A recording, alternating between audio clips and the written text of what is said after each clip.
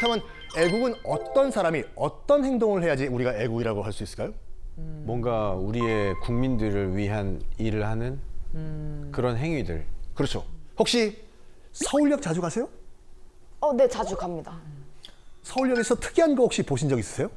특이한 거요? 네. 이게 여기 왜 있을까? 서울역 그 광장에 가시면요, 두루마리를 입고 우뚝 서 있는 백발의 노인 동상이 있습니다. 바로 강우규 선생의 동상입니다. 자, 때는 1919년 9월 2일 오후 서울 남대문 주변에는요, 새로 부임하는 조선 총독 3대 총독인 사이또 총독을 맞이하기 위한 환영 행사 준비로 아주 바빴습니다. 행사가 끝나고 떠나는 사이또 총독의 마차에 폭탄이 하나 날아들어요. 빵! 천지를 진동하는 굉음과 함께 주변 아수라장이 됩니다. 폭탄 던진 후에도 정신없는 군중들 사이로 유유히 빠져나온 사람의 정체는 바로 이 동상의 주인공이신 백발의 노인 강우규 선생님이셨습니다. 와, 독립운동가셨구나. 당시 이제 강우규 선생님은 50대였어요. 이제 노년기에 막 접어들고 있던 때였는데, 하지만 나라를 사랑하는 마음만큼은 정말 누구에게도 뒤지지 않았습니다. 나라를 되찾자라는 열정으로 사이또라는 사람이 9월 2일에 부임한다는 사실을 접하게 돼요. 그리고 그 이후에 이제 사이또 총독의 사진을 들고 다니면서 얼굴을 익힙니다. 사이또 이렇게 씁니다. 사이또 이렇게 씁니다. 그리고 매일 남대문역, 당시 서울역 이름이 남대문역이었거든요. 남대문역에 나가서 지형들을 다 답사해요. 폭탄을 던질 위치까지 다 이제 정합니다. 정말 주도 면밀하게 거사를 준비를 했지만, 하지만 아쉽게도 총독을 폭살시키지는 못합니다. 의거 후에 다시 2차 거사를 준비를 하지만 체포가 돼요. 어떻게 체포가 되냐? 일제에 충성을 하는 조선인 형사에 의해서 체포가 됩니다. 체포가 된 다음에 그 조선인 형사는 이런 말 했다고 하죠. 영감 때문에 내가 얼마나 고생했는지 아냐고. 그리고 사형 선고를 받게 되세요.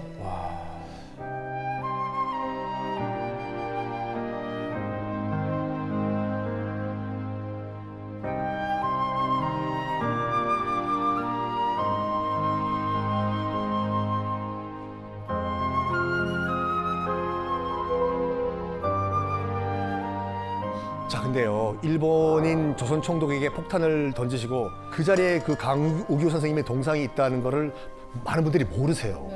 그냥 지나치시고 관심을 안 가지고 계시는데, 지금 그 후손들의 무관심 속에서 빛바랜 채 외로이 그 자리에 홀로 서 계시는 걸 보면 정말 안타깝습니다.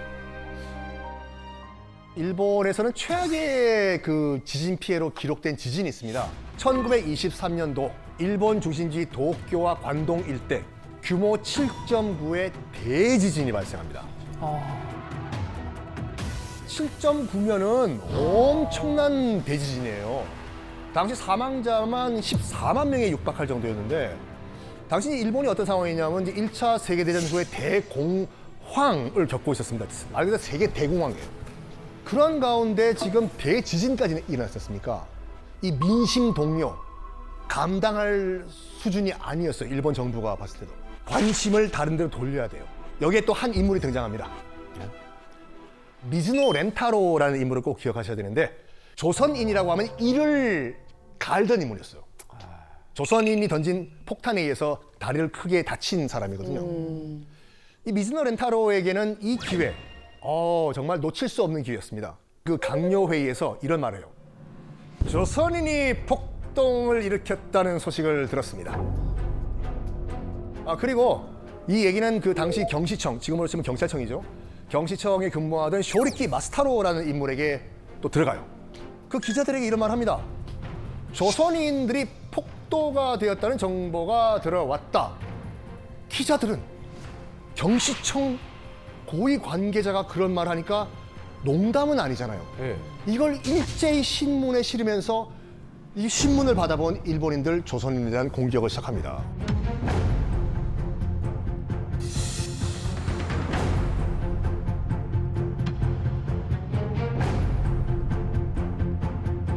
집이 다 날아갔어요. 재산 다 날아갔어요. 여기에 지금 신문에 조선인들이 폭도가 되었다라는 소식이 들리자 일본인들은 아무 죄가 없는 조선인들에게 분노를 터뜨리기 시작합니다.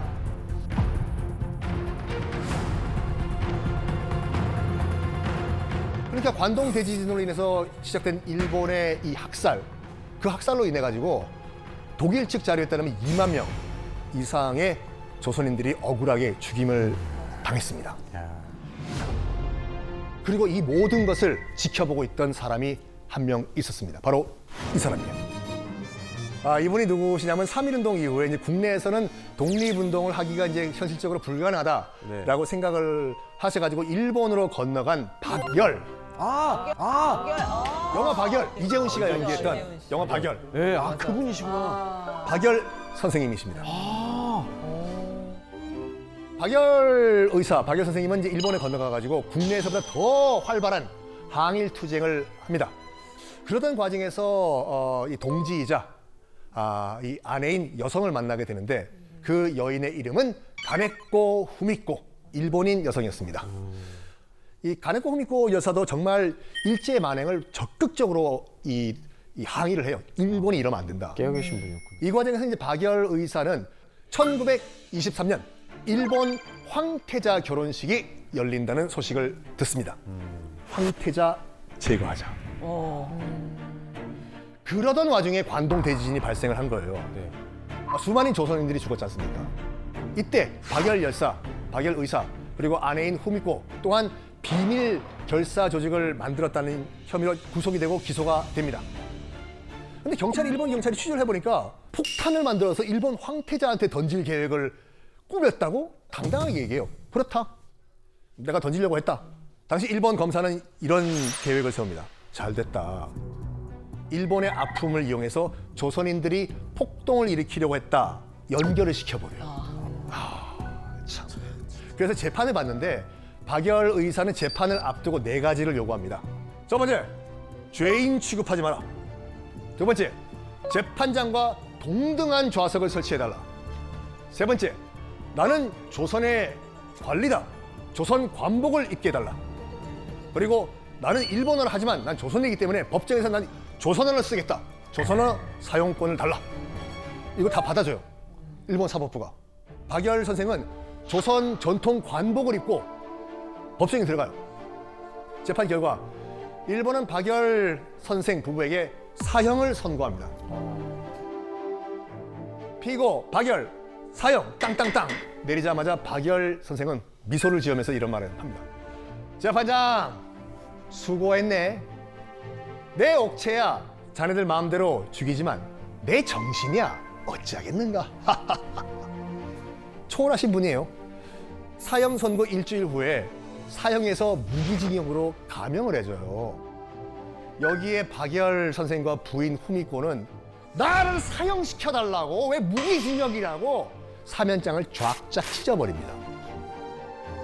이후에 1926년 이제 무기징역으로 옥살이라던 중에 후미코 여사는 옥중에서 23살의 어린 나이로 사망을 합니다. 그리고 2018년 일본인이지만 일제에 저항을 한 가네코 후미코 여사는 세상을 떠난 지 92년 만에 독립유공자로 인정을 받아서 건국 훈장을 받습니다.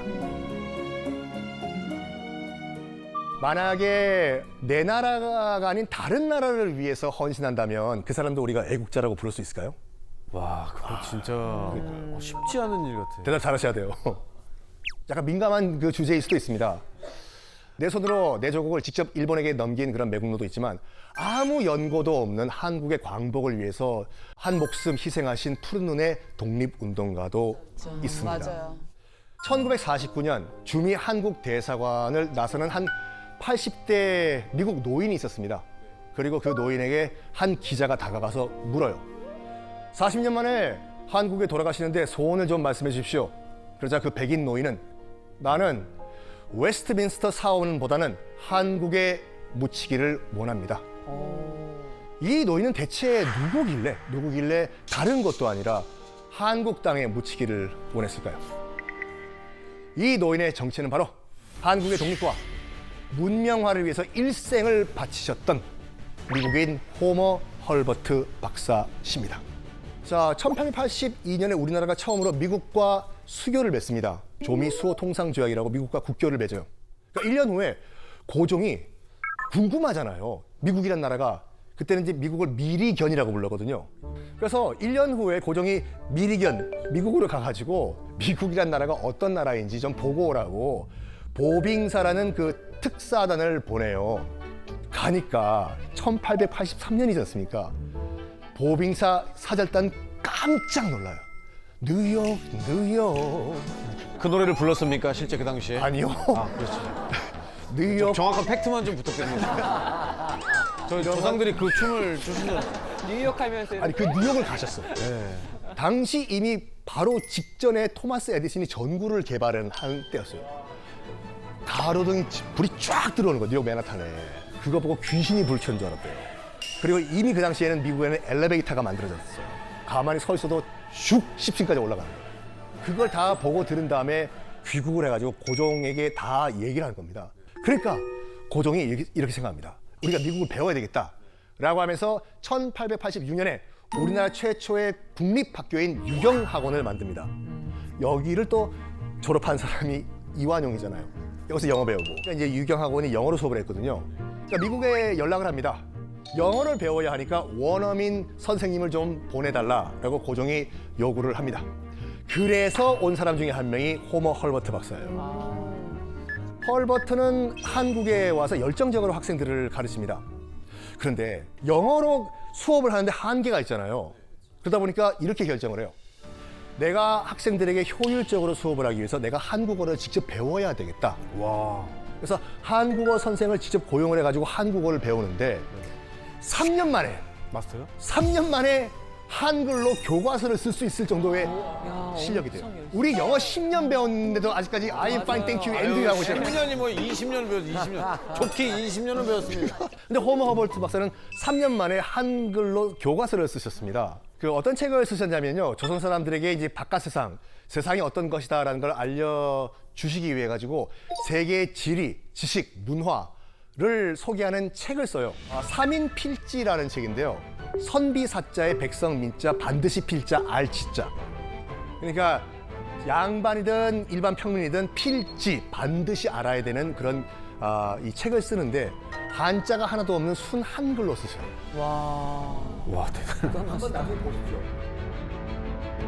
헐버트 박사의 한글 사랑은 여기서 그치지 않습니다. 이런 말을 하셨어요. 아, 안타깝도다. 조선 사람들은 한글이 이렇게 훌륭한 줄도 모르고 도대체 왜 한글을 이렇게 업신여긴단 말입니까? 하면서 한글이 잘 활용이 안 되는 것을 안타까워하십니다. 특히 그래가지고 한글을 활용할 수 있도록 뭘 만드냐면 여러분들이 지금 쓰고 있는 띄어쓰기, 쉼표, 마침표 이거를 헐버트 박사가 직접 그때 만드신 거예요. 그분이 만드신 거. 네, 헐버트 박사에서 몰랐어. 지금 여러분들이 쓰시는 띄어쓰기 세종대왕이 만든 줄 알았죠? 아니에요. 그 전까지만 하더라도 아버지 가방에 들어가십니다. 아버지 가방에 들어가십니다. 이게 구별이 안 됐어요. 그리고 아리랑 구전으로 내려오던 아리랑을요 처음으로 서양식 악보로 기록을 남기신 분도 헐버트 박사세요. 누가 중간에 한 번이라도 바꿔서 불렀으면은 계속 그걸로 내려오는 거 아니에요? 그러니까요. 와, 대단하시다. 그걸 악보로 처음으로 남기신 거예요. 자, 그리고 이 무렵 조선이 일제로부터 노골적인 그런 위협을 받고 있다는 것을 알아요. 그래서 이제 조선의 정치와 외교에 관심을 가지게 되는데 이제 일제가 명성황후를 시해하는 사건이 발생하지 않습니까? 그때 헐버트 박사가 저요!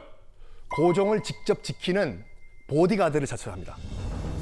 이때 헐버트가 지원을 해가지고 고종 불침번을 서요. 난 미국 사람이기 때문에 나는 못 죽일 거라고.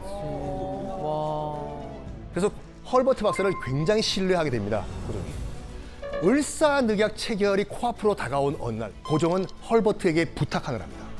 미국 사람이잖아요. 미국 가서 미국 대통령에게 을사늑약 체결 못하게 일본에게 좀 압력을 넣어달라라고 좀 가서 얘기 좀 하라고 부탁을 합니다. 이게 가능했던 게 뭐냐면 1882년에 이제 우리가 미국과 수교를 했다고 말씀드렸지 않습니까? 이때 그 조항 중에 하나가 이거였어요. 한국이든 미국이든 제3자가 이 나라를 괴롭히면은 서로 도와주자. 그러니까 지금으로 치면 한미 상호 방위 조약 있지 않습니까? 이걸 그때 체결한 거예요. 그래서 헐버트 박사가 워싱턴 DC에 미국 대통령을 만나러 갑니다. 백악관 앞에까지 가요. 근데 여기서 반전이 하나 발생을 합니다. 이제 그 미국 대통령이 이제 시어도어 루즈벨트 대통령이었는데 헐버트 박사를 안 만나줍니다. 이런저런 핑계로. 왜요? 왜 안 만났을까? 왜 안 만났지? 일본이 일본이 그 사실을 미리 입수하고 먼저 루즈벨트 대통령한테 가서 선수를 쳐놓은 거 아닙니까? 그것보다 더 심한 게 있었어요. 이거보다 훨씬 심하다고요? 당시 고종 황제와 헐버트 박사께서 모르고 계셨던 것이 하나 있었습니다. 뭐예요? 미리 일본과 미국은요 가스라 테프트 조약이라는 거를 체결을 한 상태였어요. 미국의 육군 장관이었던 그 테프트와 일본의 가스라가 밀약을 한 상태였어요. 뭐냐면 서로 미국이 필리핀을 먹을 게 일본은 대한제국을 먹어라. 밀약을 한 상태였어. 당연히 루즈벨트 대통령은 이 밀약이 체결이 돼 있었기 때문에 만날 수가 없는 거잖아 지금요. 그런 뒷거래가 있었다는 거를 고종도 모르고 헐버트도 몰랐던 거죠. 최악이다. 최악이에요. 그리고 이런 그 헐버트 박사는 백악관에 좀 들어가기 위해서 동분서주를 하고 있던 이 가운데 이완용에 의해서 을사늑약이 체결이 됩니다. 이때 드디어 백악관에서 연락이 온 거예요. 헐버트, 미안하지만 대한제국은 이제 외교권이 없기 때문에 우리 미국이 도와줄 수가 없다. 헐버트 박사는 그때 격분을 합니다. 자기 나라, 자기 조국인 미국이 이 정도밖에 안 되는 나라였냐? 다시 한국으로 들어와요. 헐버트 박사가. 그런 다음에 헐버트 박사는 고종에게 네덜란드 헤이그에서 만국평화회의가 열립니다. 그래서 특사를 파견해가지고 을사늑약의 부당함을 알리십시오 라고 제안을 해요. 그래서 고종은 이 제안을 받아들여가지고 우리가 알고 있는 이준, 이상설, 이휘종 선생을 특사로 파견을 하는데 헐버트 박사는 이 특사 탐임보다 먼저 헤이그로 다른 루트로 떠납니다. 그리고 각국 대표에게 을사늑약의 부당함을 알려요. 그러니까 대한제국의 입장을 굉장히 열심히 널리 알리십니다.